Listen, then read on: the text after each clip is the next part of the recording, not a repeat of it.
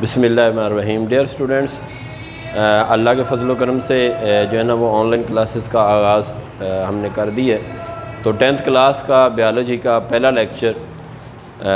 पहले लेक्चर में हमारा जो चैप्टर नंबर 1 है वो है गैसियस एक्सचेंज। ये चैप्टर नंबर 1 10th क्लास का है। वैसे 9th और 10th की बायोलॉजी एक गिनी जाती है। तो 9 चैप्टर हमने 9th क्लास में पढ़े, तो ये 10वां चैप्टर है। बुक के ऊपर 10वां चैप्टर लिखा होगा, लेकिन बायोलॉजी में 10th क्लास में ये पहला चैप्टर है, गैसियस एक्सचेंज, गैसों का तबादला। तो इस चैप्टर में हम पढ़ेंगे कि इंसान और पौधों के अंदर, यानी जानवरों और पौधों के अंदर गैसों का तबादला कैसे होता है। तो पहला हमारा सवाल जो है वो है कि ब्रीथिंग क्या होता है, सांस लेना क्या होता है। सांस लेना, जिसे उर्दू में ये सांस लेना भी है और उर्दू में इसे हम तनफ्स का लफ्ज़ भी बोलते हैं। तो ब्रीथिंग ये है कि इंग्लिश में हम यूँ कह सकते हैं the terms breathing is used for the process through animal take air in their bodies to get oxygen and to get rid of carbon dioxide. यानी जानवरों का हवा अपने जिस्म के अंदर ले जाना, और इस मकसद के लिए ले जाना कि वो हवा से ऑक्सीजन हासिल कर सकें और अपने जिस्म के अंदर कार्बन डाइऑक्साइड उस हवा में शामिल करके उससे गेट रिड ऑफ हो सकें, यानी उससे छुटकारा हासिल कर सकें। तो तनफ्स ब्रीथिंग क्या है? ब्रीथिंग एक ऐसा अमल है, एक ऐसा प्रोसेस है जिसके अंदर हम हवा को जिस्म के अंदर, एयर को जिस्म के अंदर ले जाते हैं ताकि इससे ऑक्सीजन हासिल कर सकें। ऑक्सीजन, और उस हवा को जब अंदर ले जाती हैं तो उस हवा से जब हम ऑक्सीजन ले लेते हैं तो उसके अंदर कार्बन डाइऑक्साइड और कुछ और गैसें बाकी बच जाती हैं। फिर वो हमारे जिस्म के लिए नकारा होती हैं। उनको बाहर निकालने के लिए हमारे जिस्म में जो कार्बन डाइऑक्साइड बन रही होती है, हम उस कार्बन डाइऑक्साइड को हमारा जिस्म उस हवा के अंदर शामिल कर देता है।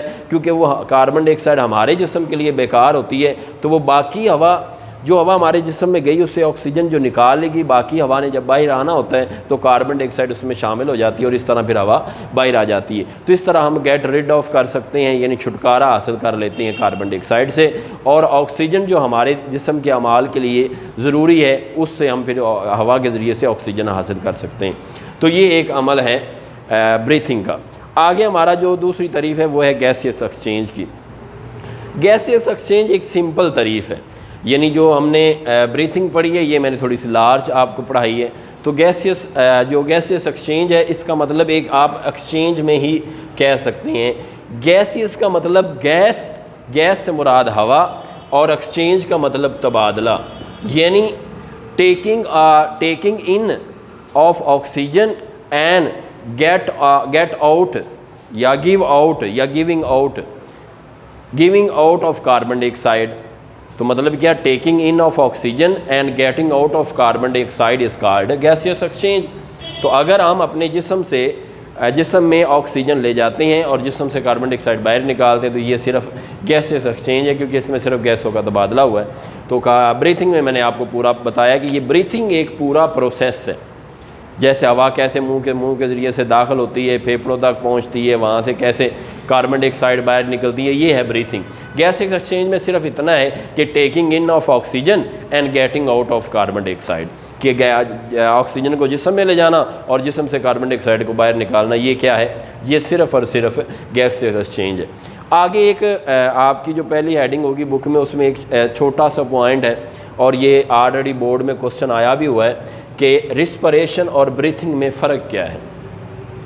वैसे रिस्पिरेशन एक बड़ा पूरा टॉपिक है जो 9th क्लास में भी हमने पढ़ा है, लेकिन यहाँ पे सिर्फ एक छोटा सा सवाल है कि इसमें असल में फ़र्क क्या है। तो जो ब्रीथिंग है, ब्रीथिंग असल में एक हमारे पास यूँ समझ लें कि जैसे एक फ़िज़िकल, या फिर यूँ समझ लें कि जैसे एक मैकेनिकल प्रोसेस। अब फिज़िकल और मैकेनिकल प्रोसेस क्या होता है कि हवा जिस्म में जा रही है और जिस्म से बाहर आ रही है, और इसमें किसके बारे में हम कुछ नहीं पढ़ेंगे ब्रीथिंग में। जैसे मैंने ऊपर आपको बता दिया कि असल में ब्रीथिंग क्या है। ब्रीथिंग एक फ़िज़िकल और मैकेनिकल प्रोसेस है।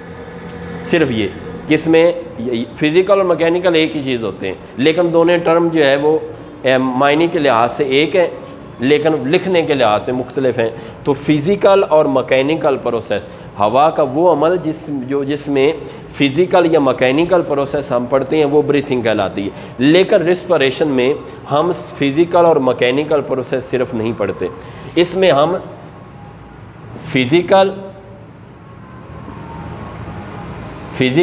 प्लस बायोकेमिकल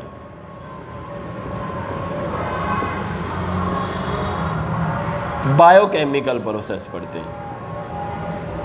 यानी मकसद क्या हुआ कि फ़िज़िकल और मैकेनिकल से मुराद ये है कि सिर्फ ब्रीथिंग में हम ये पढ़ेंगे कि ऑक्सीजन मुंह के ज़रिए से दाखिल हो गई है, फेफड़ों में जाते हुए, फेफड़ों में जाने के बाद खून में ऑक्सीजन शामिल हो जाती है, वहाँ से कार्बन डाइऑक्साइड खून से वापस आती है, और फिर हवा जब बाहर निकल रही होती है कार्बन डाइऑक्साइड उसमें शामिल होकर बाहर निकल आती है।